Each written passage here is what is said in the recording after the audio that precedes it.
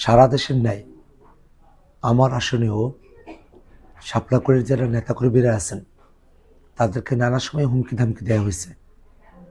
প্রকাশ্যেও হুমকি দেওয়া হয়েছে, গোপনে হুমকি দেওয়া হয়েছে। আজকে বিকেলবেলা হঠাৎই আমার ফোন নাম্বারে একটি অপরিচিত নাম্বার থেকে কল আসে এবং তিনি অশ্রাব্য অশ্লীল গালিগালাজ করেন, প্রাণনাশের হুমকি দেন, আমার পরিবারকে কেটে ফেলবে, মেরে ফেলবে, ইলেকশন হওয়ার পরে দেখে নেবে, এই ধরনের নানা ধরনের ভয়ঙ্কর হুমকি প্রদান করতে শুরু করে। এবং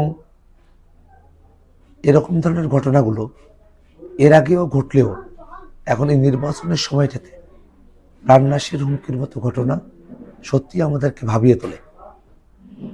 বর্তমানে আইনশৃঙ্খলা রক্ষাকারী বাহিনী সবগুলো অস্ত্র এখন পর্যন্ত উদ্ধার করতে পারে নাই।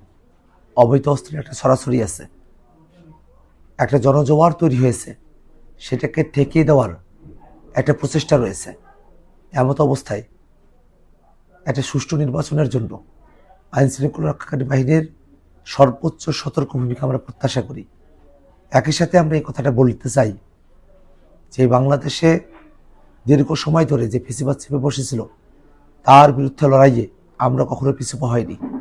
হুমকি থামকি, ভয়, জুলুম, জেল, রিমান্ড, নির্যাতন, নানা কিছু আমরা মোকাবেলা করে নতুন বাংলাদেশের দিকে আমরা অগ্রসর হয়েছি।